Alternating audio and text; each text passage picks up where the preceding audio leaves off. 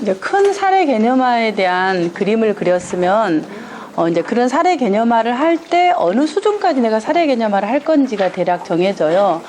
근데 이제 대부분 처음 사례 개념화를 하신 분들은 이제 여기서 뭐 버전 1, 2, 3 돼 있는데 낮은 수준, 중간 수준, 높은 수준 이렇게 했는데 대부분 이제 버전 1번 수준에서 사례 개념화를 많이 하시죠. 왜냐하면 선생님들이 사례 보고서를 들고 오면은 대부분 대학원에서나 수업을 해보거나 아니면 또 저희 센터에서 이제 슈퍼비전 할 때 보면 대부분 1번 수준으로 하고 이제 좀 1급을 하시거나 이제 전문가 되고 이러면은 버전 3으로 가능하신 것 같아요. 그래서 지금은 너무 욕심 부리시면 안 되고 오늘은 몇 번 한다? 1번에서 개념만 알고 이 개념을 갖고 내가 이렇게 용어를 알면서 이런 식으로 진행되는구나 이 정도만 오늘 그림을 갖고 하시면 돼요. 왜냐하면 이게 원래 한 학기 수업이거든요.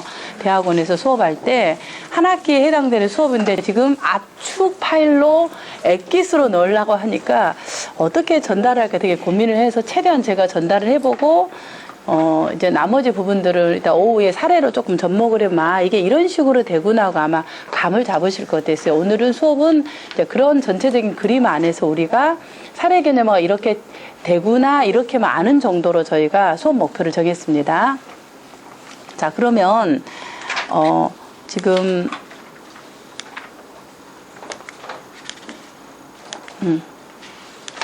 자 봅시다. 지금 이 부분 18페이지. 이제 예를 들어서 우리가 앞에서 말한 진단적인 평가하고 임상적 평가를 해야 된다겠죠. 그러면 진단적 평가가 뭐라고 했어요? 진단적 평가는 무슨 일이 일어난 거야 이걸 하겠어요.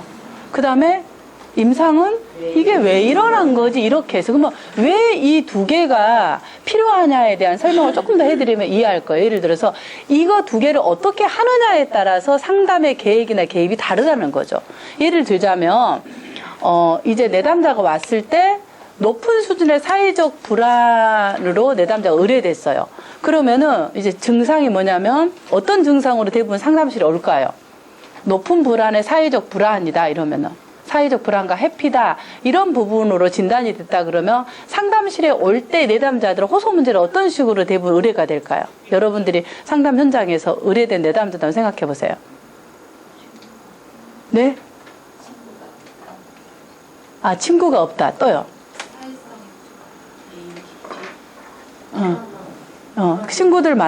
내가 친구들을 이렇게 만나기가 좀 힘들어요. 그래서 집에서 바깥에 잘 안 나가려고 해요.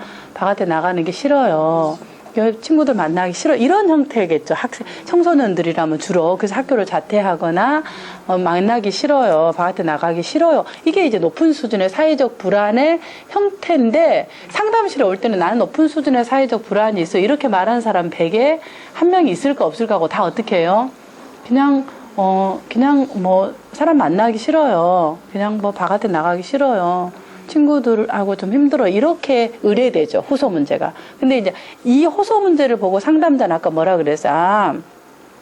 얘가 친구들을 만나기 힘들다 그러면 얘가 왕따를 당하는 그런 어떤 일시적인 위기인지 아니면 이 아이가 불안이 있어서 계속적으로 사람들하고 관계를 회피하는 것인지를 알아야 되잖아요. 그럴 때 그걸 하기 위해서 뭐 한다겠죠? 아까 자료를 모아서 조직한다 그랬죠. 그 모아서 조직하려면 우리가 뭘 해야 될까요? 질문을 하는 거예요. 많이 힘들었겠다. 그런데도 상담실에 왔구나. 그러면은 친구들 만나기 싫다 그러면 네가 학교 가면은 네가 좋아하는 친구들이 있는데 그 친구들 말고 다른 친구를 만나기 싫다는 거야? 아니면 모든 친구들을 다 싫다는 거야? 그냥 다 싫어요. 그래. 그럼 학교 가기 힘들겠다. 그럼 그런 것이 언제부터 그렇게 됐어? 고등학교 올라가면서부터 그랬어요. 그렇게 해서 이제 이 이야기가 나오잖아요. 그럴 때 높은 수준의 사회적 불안하면서 얘가 회피를 하고 있죠. 학교를 안 가고 친구를 안 만나면서 방에만 있으려고 해요. 집에만 있으려고. 그게 이제 회피예요. 이게 이제 무슨 일이 일어났는가에 대한 진단적 평가인데 아까 우리가 진단적 평가를 할 때는 어떤 기준으로 한다 그랬냐면 DSM-5를 기준으로 한다고 했어요. 그러면 지금 말하는 이 친구의 이런 부분은 DSM-5에 어디에 가장 가까울까요?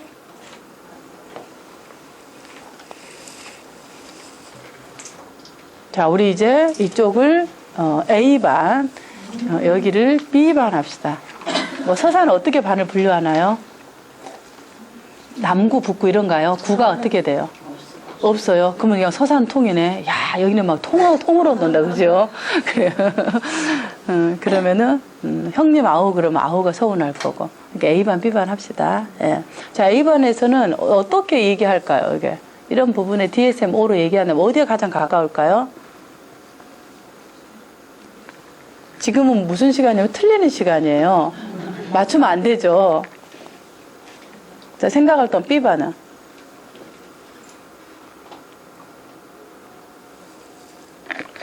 지금 시간이 아침을 이렇게 안 잡수고 오셔갖고 이게 뇌가 활성화되어지지 않고 에너지가 좀 딸리는 시간이에요. 딱 이 시간 때문에, 그죠?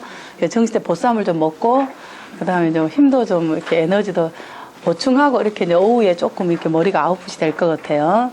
그래서 이런 부분에 높은 수준의 사회적 불안 이런 부분들은 사회불안 장애에 해당되겠죠. 사회불안 장애. DSM-5로 얘기하면은 사회불안 장애에 해당되겠죠. 그럼 사회불안 장애인데 사회불안 장애라는 것으로 DSM-5로 이제 진단평가를 했어요, 대략. 그리고 이제 보니까 대략 비슷하게 맞는 거예요. 사람들 앞에 가면 심장이 두근거리고 아무 생각이 나지도 않고 만나기를 꺼려하고 혼자 있고 싶어하고 여러 가지 이 DSM-5의 기준에 맞는 거예요. 그러면은 무슨 일이 일어났지 그래서 얘가 진단을 한 것이 뭐라고요? 사회불안 장애에 가깝네. 어떤 경우는 뭐 소셜 포비아까지 나오겠죠. 사회 공포증까지. 근데 공포까지는 아니고 얘는 약간 사회 불안 정도의 부분에 좀 들어가겠다. 이렇게 이제 첫 번째 사례 개념화에서 잡았어요. 진단적 공식을. 자, 그 다음 두 번째. 그러면 이것을 잡았는데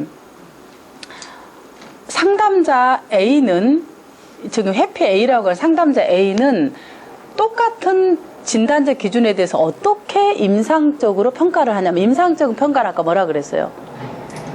왜 일어난 거야? 이런 것을 한다 그랬죠. 그래서 이 A라는 상담자는 임상평가를 어떻게 이 내담자에 대한 것들을 했냐 그러면은 얘가 더듬더듬 조용히 말을 하고 그 다음에 잘 알아듣지 못하고 그 다음에 다른 사람은 그가 말하는 방식을 무시하거나 부정적으로 언급하는 경향이 있더라. 그래서 얘가 행동적인 결함이 나타나서 이러한 사회불안 공포가 일어났다. 이렇게 설명을 하는 거야.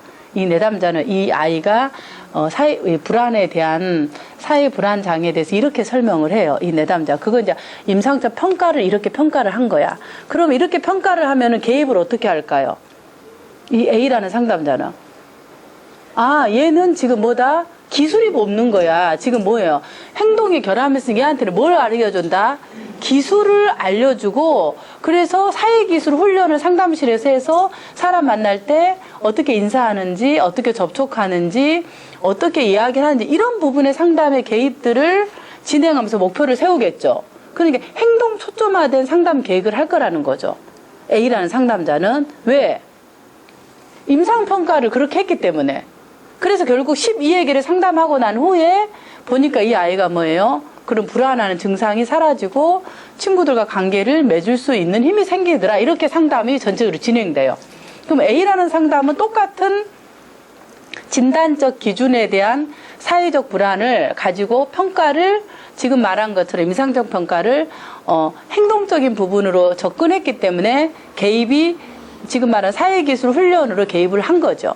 근데 이제 만약에 B라는 상담자는 어떻게 이걸 이해를 하냐 그러면 높은 수준의 사회적 불안이 있는데 이걸 어떻게 이해를 하냐면 내가 보니까 이 내담자가 잘 들어 이야기도. 그리고 적절히 상담자하고 소통할 수도 있어. 그리고 이야기를 해보니까 친구들하고 소통도 돼. 근데 타인은 다른 사람이 먼저 그러면 친구들이 너한테 아무도 다가오지 않니? 이제 물어보겠죠. 친구들이 너한테 어떻게 와서 말도 걸고 같이 밥도 먹자고 해요. 그러면 친구들이 얘한테 우호적으로 반응하죠. 그런데 그러면 너는 어떻게 거기에 반응해? 그런데 친구들이 올 때 나는 내가 불쌍해 생각해서 나한테 오구나 그렇게 생각해서 내가 더 비참해져요. 그래서 제가 그냥 됐다 그러고 그냥 안 가요. 이렇게 말을 해. 그럼 상담자가 이 얘기를 듣고 어떻게 생각할까요? 아, 이 아이의 어려움은 불안에 대한 그런 부분들이 사람들하고 소통하거나 이게 문제가 아니라 뭐가 문제다? 자기 자신에 대해서 내가 스스로 부족하다고 생각한 것이 문제구나. 그래서 이 아이는 뭐예요? 내가 잘못 말하면 친구들한테 창피당하고 친구들이 나를 이상하게 생각하기 때문에 내가 말하지 않고 혼자 있는 것을 선택하구나. 그러면 이 B 내담자는 뭐가 문제예요? 자기가 자기 스스로를 생각하는 생각이 문제죠.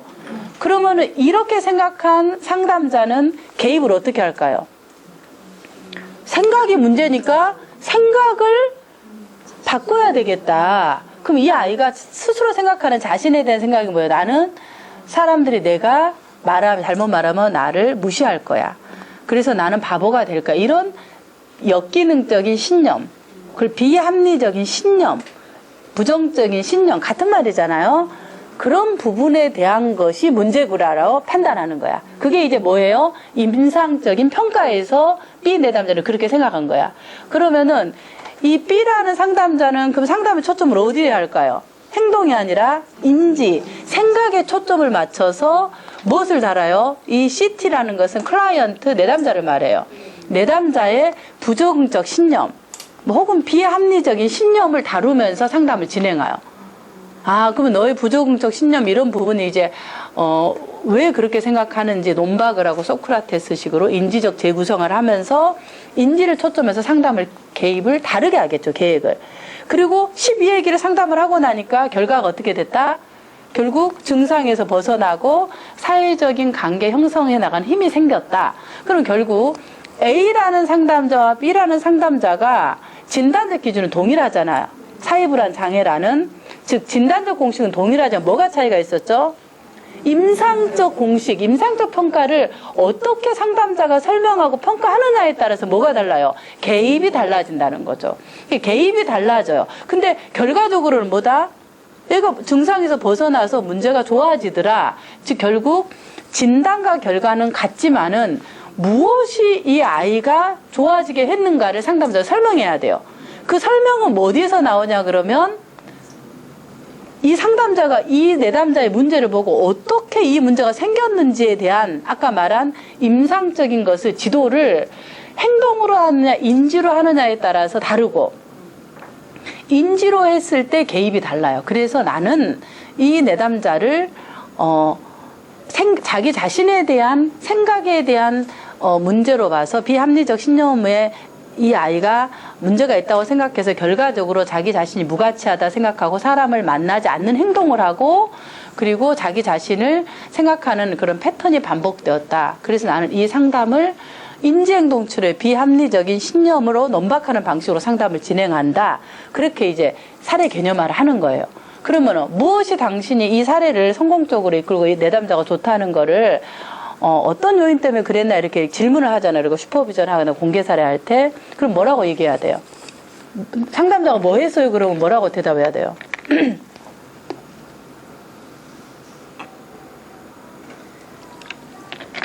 내담자의 비합리적 신념을 다뤘다. 그리고 이 비합리적 신념을 논박하고 소크라테스식으로 인지적 재구조화를 하고 역할 연기도 하고 이렇게 해서 상담자를 이런 개입을 했다. 왜 그러면 그런 개입을 했느냐? 내가 볼 때는 이 내담자가 그런 사람들과 만나는 상황이 되면은 비합리적 신념이 활성화되어져서 자기 자신을 무가치하게 생각하고, 그 무가치한 생각한 것이 자기의 정서가 무가치하다고 생각하고 사람을 만나자는 행동을 하더라. 그래서 이렇게 개입했다. 이렇게 이제 얘기를 하는 거죠. 지금 제가 되게 두 개를 비교하니까 조금 차별점이 있으시죠? 그래서 왜 우리가 임상적 평가를 해야 되는지 이제 조금 이해가 가시나요? 오케이. 그것 때문에 임상적 평가를 해요. 근데 대부분 상담사들이 뭘 생략해버려요? 임상적 평가를 생략해버리고 뭐 한다? 우울이다, 불안이다, 그럼 뭐예요? 그냥 그것만 하고 그 다음 나머지 개입을 들어가요. 이걸 생략해버려. 그래서 이제 이 사례가 잘 되고 사례 개념화가 잘 됐나 이런 걸 보려면 임상적 평가를 이 상담자가 어떻게 했느냐를 보면은 알 수 있어요. 그래서 이제 여러분들이 훈련하고 해야 되는 것이 이제 이 임상적 평가하고 상담 개입 공시가를 연결해서 할 수 있는 부분들을 하셔야 됩니다. 그러기 위해서는 1번 DSM-5 진단적 기준은 어떤 수준으로 있어야 될까요? 그냥 내 손바닥에서 그냥 훤하게 있어야 돼요. 제가 어제도 그 대학원 이상심리 강의를 했는데 이상심리가 우리 상담사들의 내비게이션이에요.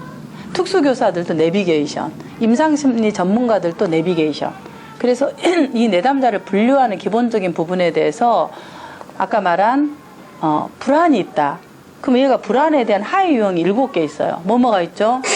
불안하다 그러면은 불안하구나 이렇게 하면 안 돼. 제가 불안해요 그래요. 불안해요. 그럼 얘가 불안증이구나. 불안이구나. 그럼 어느 불안이지 하고 상담자가 빨리 진단 기준으로 돌려야 돼요. 자, 불안의 하위 유형 서브타입 몇 배에 있는 거 하나씩 얘기해 봅시다. 우리 이걸 통과해야 밥을 먹습니다. 보쌈집에. 예. 뭐가 있어요? 이렇게 물어볼 줄을 몰랐어요. 물어봐서 한번 싹 보고 오는 건데. 기억나는 대로 한번 해봅시다. 일단은 불안이다 그러면 얘가 범불안인가? 얘가 아무 따로 특성한 게 없이 얘가 불안하나? 아니면 얘가 사회공포증이 있나? 아까 사회불안장애 있나? 친구들 만나는 부분인가? 아니면 강장공포증이 있나? 만나는 이런 부분들에 얘가 이렇게 떨어질 때는 분리불안장애가 있나? 이러면 이제 이렇게 쭉 하위 유형이 있잖아요. 그런 전체적인 7개 중에서 어디에 해당되는지를 상담자가 알면은 질문을 거기에 맞게끔 하는 거예요. 근데 이 아이는 아까 뭐라고 했어요? 제가 예시한 것은 사회불안장애에 가깝더라. 그래서 사회불안장애 빨리 상담자가 DSM-5에서 삐리삐리삐리 사회불안장애. 그럼 사회불안장애는 뭐뭐뭐 나오니까 질문을 거기에 맞는 것으로 핵심적인 질문을 딱 하는 거예요. 그냥 여기 갔다 저기 갔다 막 헤매고 이러는 게 아니라. 그래서 이상심리학 DSM-5를 명확하게 알고 있어야 돼요.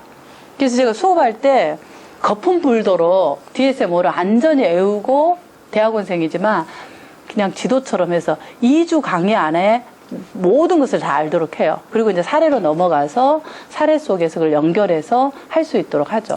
그래서 이제 어제 이제 제가 강의를 하고 왔는데, 이제 DSM-5가 여러분이 아마 배우실 때 사회복지를 전공하신 분은 다 하셨어요, 이거. 정신건강론.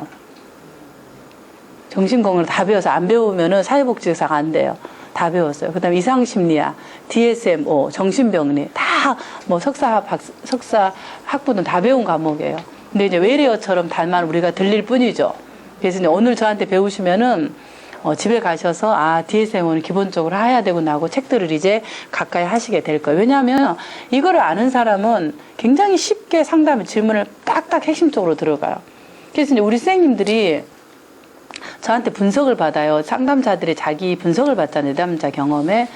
분석을 받는데 자기가 5년 동안 헤매는 걸 교수님은 딱 2시간 만에 딱 질문을 해갖고 잡아갖고 이걸 해결하더라는 거예요. 그럼 그 차이가 뭐예요? 빨리 길을 찾는 거예요. 이 사람이 어디 부분에 들어가서 뭐가 문제겠다, 뭐가 어려움이겠다를 아는 것이 차이가 뭘까요?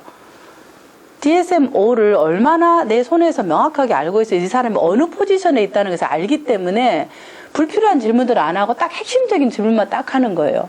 무엇이 당신을 이게 다 충족됐다래요. 아무 문제가 없는 거야. 다 괜찮다는 거야. 남편과도 괜찮고 모두 다 괜찮은 거야. 근데 상담실에 왜 왔을까? 상담사 그러잖아요. 그럴 때는 상담사가 해야 돼요. 당신 그래도 우울이 불안이 높아 보이는데 이렇게 할 수는 없잖아요. 그러면 이제 상담사가 가설을 갖고 있어요. 이 사람이 부부관계에 괜찮다, 모든 게 충족이 되었다면 다른 부분에 어려움이 있을 텐데 뭘까? 그럴 때 이제 질문하는 거예요. 그럼 당신이 살았던 그런 모든 관계 속에서 모두가 다 충족을 받았습니까? 모든 관계가 당신 안에서 충족이 되었나요? 딱 질문을 해요. 그러니까 그분이 핑 멈추고 우는 거야. 아니요. 그러면서 내가 모두 다 충족되지 않았다 그러고 자기의 과거 이야기로 들어가는 거예요. 그래서 자기가 이혼한 이야기, 그리고 그 성폭력 당했던 이야기. 그게 이제 일회기 안에서 이렇게 바로 일어나는 거죠. 이 질문이라는 것은 굉장히 매직처럼 무슨 이게 기적이 일어난 그런 게 아니라 상담사들은 질문에 살고 질문에 이 상담이 질이 달라져. 그럼 그 질문을 활성화시키고 질문의 수준의 것들을 할 수 있는 그 기준이 뭐냐면 DSM-5예요. 제가 볼 때는. 그래서 전부 다 선생님들이 다 공통적으로 교수님하고 내가 차이가 뭘까 그럴 때 이제 자기들이 벤치마킹을 하잖아. 나도 교수님하고 이러이러한 부분에 좀 모델을 해야 되겠다 하는데 슈퍼비전 할 때도 아주 핵심적으로 한다 그래요. 다른 기관하고 차별적으로. 그럼 그게 뭐냐 그럼 저는 DSM-5를 제가 아주 손바닥에 알고 있듯이 명확하게 알고 있어요. 그러니까 그 기준에서 질문을 핵심적으로 딱딱딱 하면은 개입까지 빨리 진행이 돼요. 이게 헤매지 않고. 그래서 여러분이 이제 오늘 돌아가시면 DSM-5를 어떻게 해야 될까요? 달달달달달달 밥 먹듯이 씹어 먹어야 돼요. 그래야지 이게 질문의 질이 달라지고 헤매지 않는 상담이 되는 거예요. 같은 불안에 대해서. 근데 이게 불안인데 불안을 낮춰야 된다 그러는데 이 사람은 지금 불안인데 그 불안의 범불안을 얘기하는데 나는 다른 불안을 짚고 얘기를 하면은 답답한 거예요. 답답한 거예요. 그래서 이제 이걸 알아야 되는 것이 1번 뭐다고요? 진단적 기준 DSM-5다. 여러분 충분히 동기화가 생겼을 것으로 압니다. 그리고 이제 그걸 알면 그다음 뭐 한다? 임상을 하는. 근데 얘가 왜 그런 거야 도대체? 왜 이런 게 생긴 거야? 이제 그런 것을 하려 할 때는 뭐예요? 이제 그동안 배운 책들을 이제 내놓으면서 뒤지는 거예요. 그게 임상적 평가다.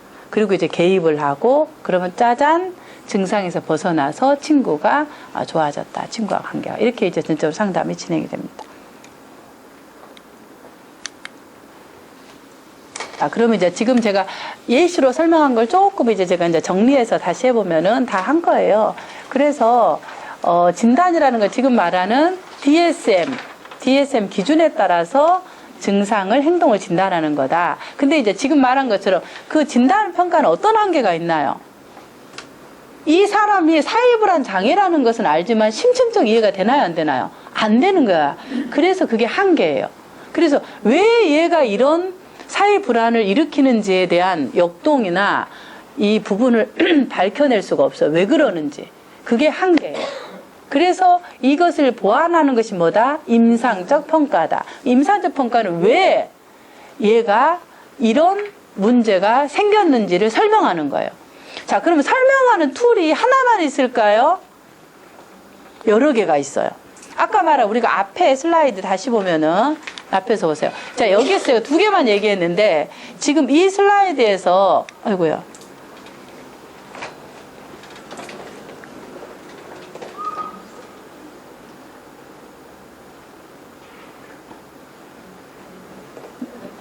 네네. 제가 하겠습니다. 오케이. 지금 아까 슬라이드에서 말하는 여기서 보세요. 지금 이 별표를 찾는 거, 포인트를 찾는데 노안이 와서 포인터가 어디에 있는지를 몰라서. 자, 봅시다. 아까 했는데 이게 지금 안경을 안 쓰니까 안 보여서 포인터가 가운데 거예요. 오케이, 봅시다. 옆에 걸 눌렀네. 예. 자, 지금 이 부분에 대한 것과 A하고 B의 차이가 뭐냐 그러면 아까 말한 임상적 평가를 다르게 했다 그랬죠. 그러니까 임상적 평가는 하나만 나온 것이 아니라 몇 개가 나올 수 있다? 여러 개가 나올 수 있어요. 지금 2개만 비교해보면 이 A라는 것의 임상적 평가는 어떤 것의 기준이라면 행동주의 중심으로 평가를 한 거예요. 행동주의. 자, 그 다음 B라는 것은 임상적 평가를 뭘로 했어요? 그렇죠. 인지행동으로 한 거예요. 인지치료. 그러니까 결국 임상적 평가가 다르다는 것은 그 다른 기준이 뭐라고요? 상담의 이론. 어떤 이론과 렌즈를 갖고 했느냐에 따라서 임상적 평가가 달라진다고 볼 수 있어요.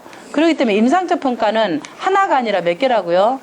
여러 개다 이 말이에요. 자, 그래서 이제 대략 많이 쓰는 이 부분들이 여기에 있어요. 임상적 평가를 할 때 이제 만약에 나는 이 내담자를 이런 툴로 봐. 생리심리 사회적으로 평가하는 거야. 그럼 생리심리 사회적으로 임상을 설명하는 거야, 이 내담자를. 또 하나는 인지행동적으로 나는 보고 싶어. 그럼 인지행동적으로 내가 보니까 이 내담자는 인지행동적 이론하고 너무 잘 맞아. 그럼 나는 인지행동적 이론으로 이 내담자의 증상을 설명할 거야. 그럼 인지행동적인 것으로 평가하는 거예요. 자, 3번째는 뭐예요? 역동적, 정신역동. 이 사람 어린 시절에 어떤 그런 것들이 되게 관계의 패턴으로 있을 수 있겠다. 그러면 정신역동으로 평가하는 거고. 나는 이도저도 뭐 원인은 중요하지 않아. 무조건 문제만 해결되면 돼. 나는 이 내담자의 강점을 찾고 해결을 할 거야. 그러면 해결 중심으로. 나는 또 아들러. 아, 이 사람의 초기 기억이라든가 이 사람의 생활 신념 이런 것에 나는 좀 관심을 갖고 이 사람을 설명을 하겠다면 아들러 평가. 나는 통합적으로 하겠다. 그래서 그 설명하는 임상적인 평가 여러 가지 기준 자체가 다르게 나온다. 그것은 뭘 기준으로 한다고요? 이론으로 한다. 자, 그럼 이제 이 두 개를 다시 한번 봅시다. 자, 진단적 평가는 진단적 평가는 기준이 뭐예요? DSM-5예요. 이걸 기준으로 이 분류를 한다고 생각하면 되고, 임상적 평가는 다 다르다겠죠, 사람마다. 상담사 그때 그 기준은 뭐라고요? 상담의 이론이에요. 여러분 상담의 이론과 실제 다 배우셨잖아. 그 이론에서 지금 여기서 빠진 게 인간영수도 빠졌고 게슈탈트도 빠졌고 교류 분석, 현실 치료, 또 이야기 치료 다 빠졌어요. 다 적을 수 없어요. 그래서 그거에 따라서 이 내담자를 설명하는 것이 달라요. 또 가족 치료도 있어요. 그래서 다양하게 임상적으로 설명할 수 있다. 근데 그 기준은 뭐라냐? 이론이다. 그래서 상담 이론을 배우는 거예요. 왜 이상심리를 배우냐? 이 내담자를 우리가 연결해서 두 개를 하기 위해서 배운 거예요. 그래서 이상심리와 상담 이론은 따로따로 있는 것이 아니라 손바닥에 앞면과 뒷면처럼 연결되어 있는 거예요. 부분들.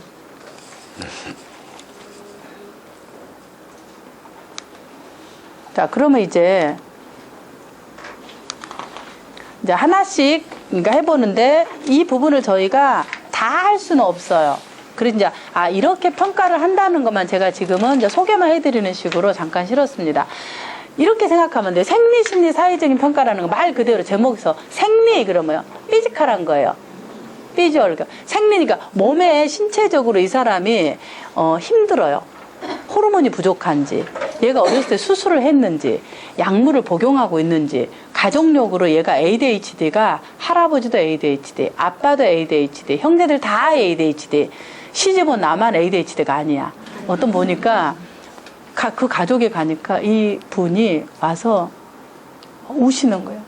제가 박사님을 빨리 찾았다면 이렇게 우울증 오났을 때 자기가 결혼해서 그러니까 결혼하고 한 25년이 지나고 왔어요. 이분이 우는 거야. 자기가 결혼해서 자기가 뭐가 문제가 있는 사람인 줄 알았대요. 왜냐면 가면 막 시댁들은 너무 시끌벅적하고 막 정리도 안 되고 맨날 말해도 안 되고 보니까 자기만 빼고 다 ADHD야, 그 가족이. 그러니 얼마나 시끄러웠겠어요. 그래서 자기가 그 상황을 이해를 하고 그 사람들을 증상을 이해를 하니까 알 수 있었다. 이런 거 생리심리 사회적으로 평가하는 거. 가족력에 ADHD가 유전적 요인이 상당히 많구나, 이 가족에. 그래서 이게 약물을 복용하고 있구나. 이런 것들. 그 다음에, 우울이 왔어요, 갑자기. 53세 여성이.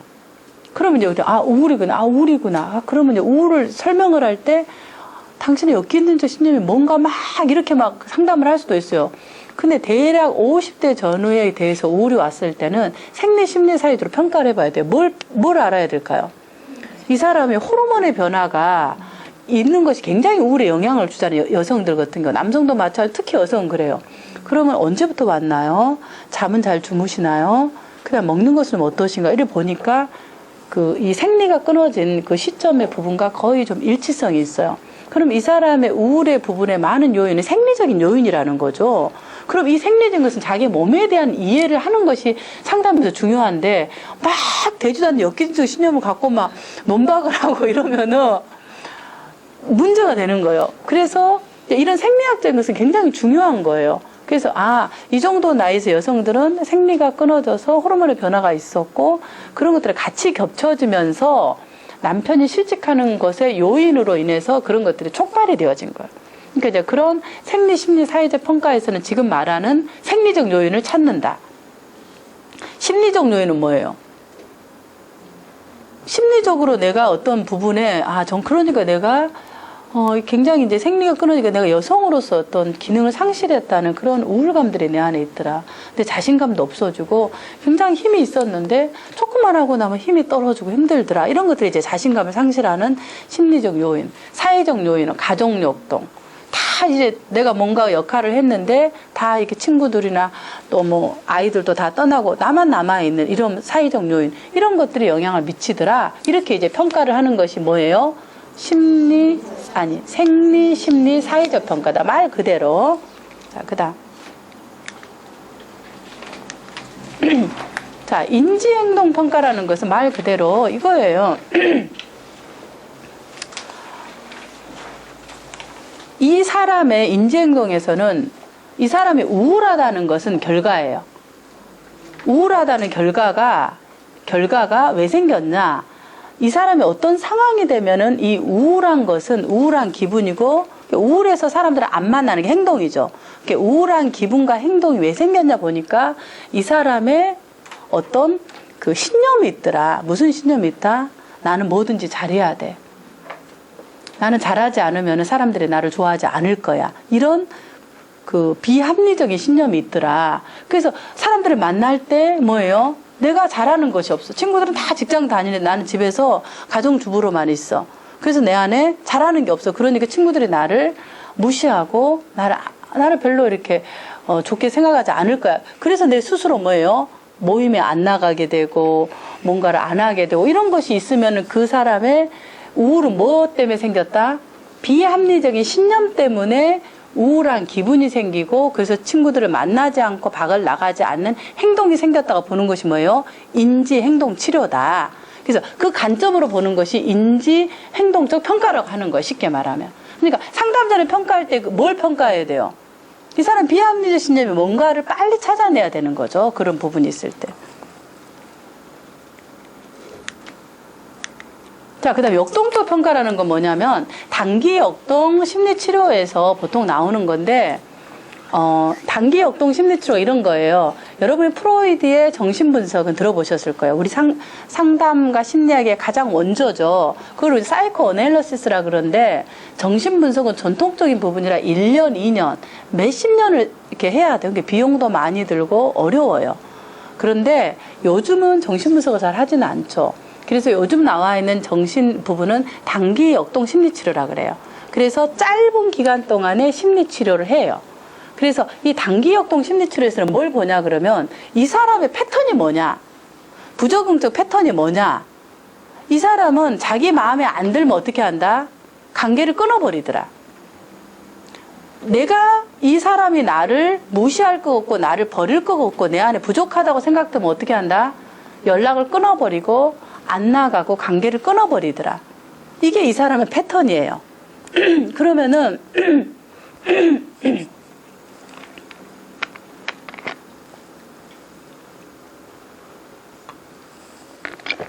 이 패턴이 사회적 관계에서 나오는데, 그럼 이 사람이 가족은 어땠나요? 물어보니까 가족에서도 어때요? 집에서는 어때요? 그러니까 집에서는 엄마한테는 막 폭발하는 거야. 함부로 하고. 근데 아빠한테는 말을 안 하고 방에 들어가 버려요.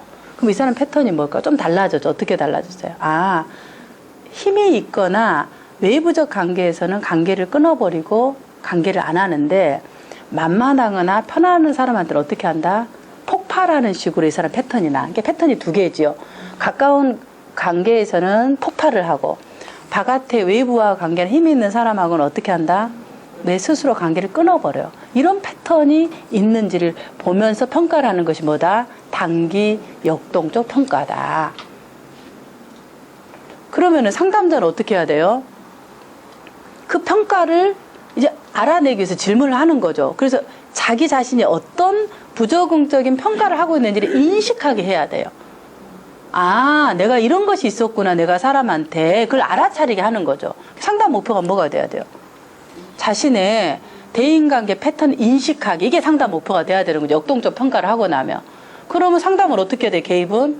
이 사람이 그 부적응적 패턴을 아까 뭐라 그랬어요? 적응적 패턴으로 바꾼다겠죠. 그럼 어떻게 해야 돼요? 내 마음에 안 들어도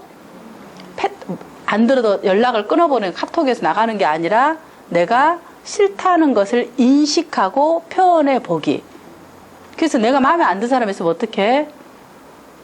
마음에 안 들어도 그 사람하고 관계를 맺어보기. 이런 것이 상담 목표가 되는 거예요. 그게 부적응적 패턴을 적응적 패턴으로 바꾸는 거예요.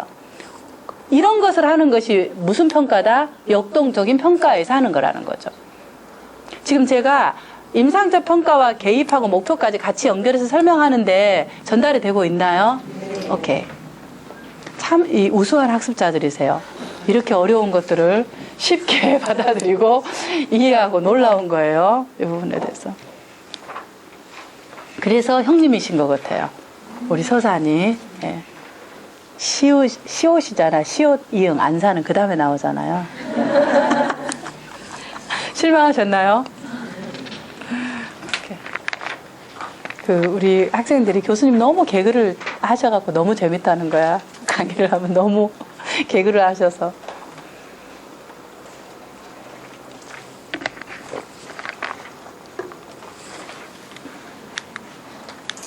그 다음에 해결 중심 평가. 해결 중심 평가는 지금 우리가 앞에서 했던 평가들은 뭐예요? 다 문제가 있는 거야. 왜 이렇게 생긴 거야? 이거래. 근데 이 해결 중심 평가에서는 책에는 이제 자세하게 나와 있는데 여러분 책을 읽어도 뭔 말인지 몰라요. 그래서 제가 설명한 것들을 그냥 적으시는 게 이해하기 쉬워요. 해결 중심에서는 원인은 별로 중요하지 않아요. 네가 어떻게 문제를 해결했느냐, 그리고 어떻게 문제를 해결할 것이냐에 굉장히 중요해요. 그래서 당신 이것을 위해서 어떤 걸 시도했나요? 어떤 걸 시도했나요? 맨날 사람들한테 끊어버리고 카톡 지워버리고 안 하고 이런 걸 시도했다. 이게 나오죠. 무엇을 시도했나가 이런 말이 나오죠. 자, 그러면 그걸 어떻게 했나요? 그래서 그냥 내가 뭐 싫으면 안 하고 안 만나요. 아, 그러면은 그런 것이 당신에게 어떻게 도움이 되었나요?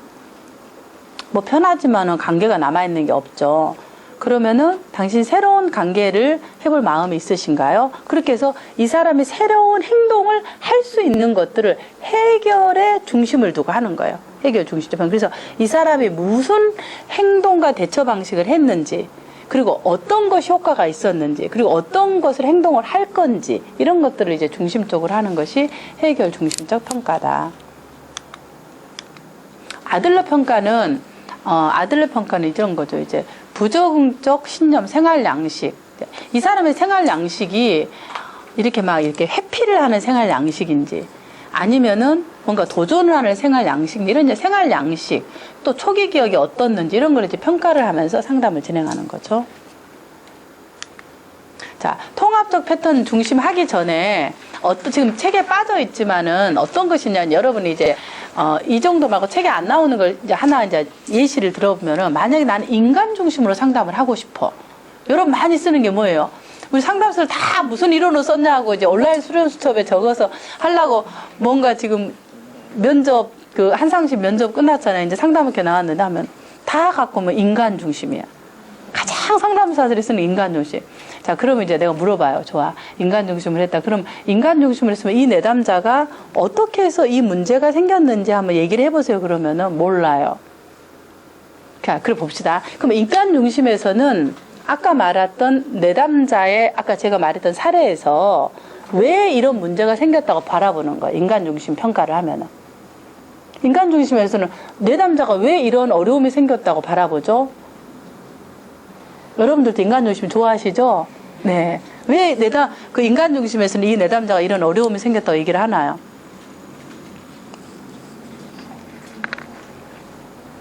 자, 곰팡이 한번 우리 입에 한번 싹 돌리면서 입 열기.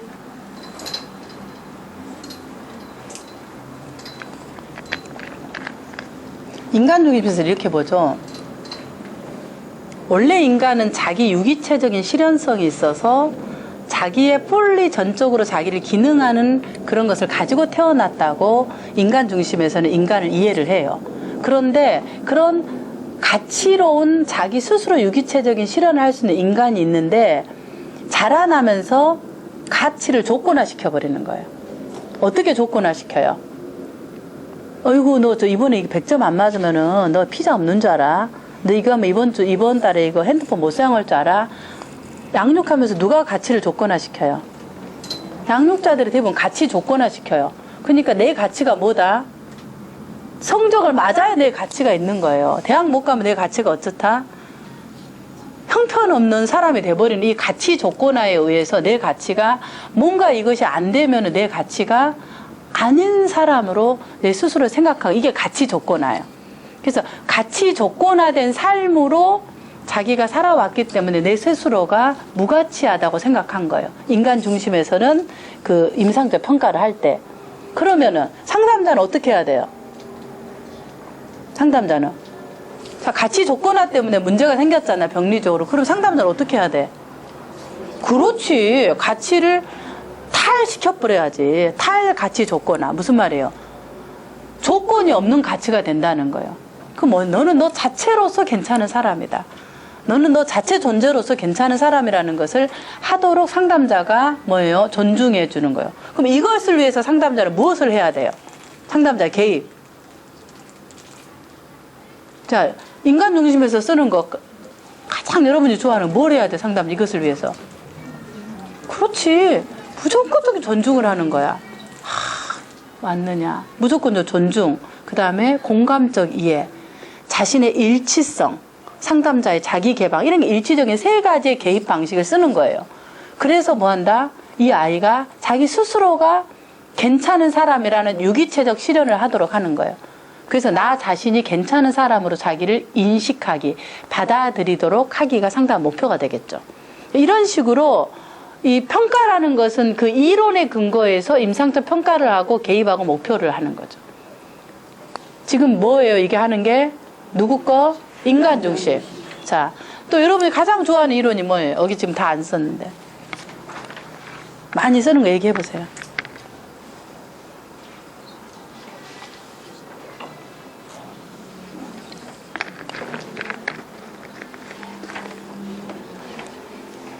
교류 분석을 만약에 나는 교류 분석으로 좀 하고 싶다. 그러면은 이 교류 분석에서는 내담자가 왜 이까지 하게 되면은 우리가 밥 먹으러 가고 이렇게 하는 부분에서 50분에 끝내라는데 안 되겠네요. 넘어갑시다. 자, 제가 설명을 하니까 자, 그럼 봅시다. 이게 뭐냐면은 이제 진단적 공식을 할 때 아까 제가 이런 부분을 했어요. 주요 요소는 지금 쭉 다 설명을 했었고,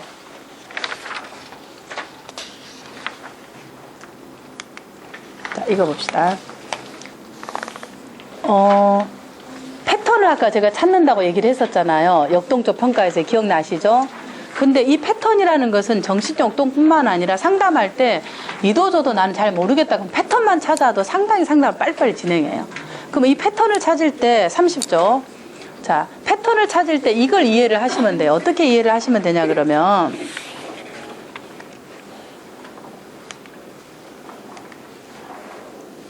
네, 봅시다.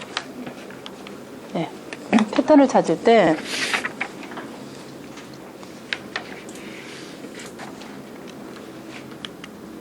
이거 봅시다. 자, 패턴이 두 가지가 있어요. 아까 부적응적 패턴이 있을 때, 이제 아까 말하는 얘가 친구들을 내가 내 스스로 이렇게 된다고 할 때 28페이지, 안 나간다. 사람을 끊어버린다는 패턴을 찾았잖아. 근데 이 패턴이 언제부터 너가 이랬어? 그러니까 내가 대학 오고 나서 그랬어요. 그러면 이 패턴은 무슨 패턴이냐면은 상황적 패턴이에요. 얘가 대학에 가서 어느 대학에 갔다? 신촌이라는 그 새로운 문화권에 들어가서 이 생긴 것은 어렸을 때는 안 그랬는데 그 상황에 의해서 생긴 일시적인 패턴이라는 거예요.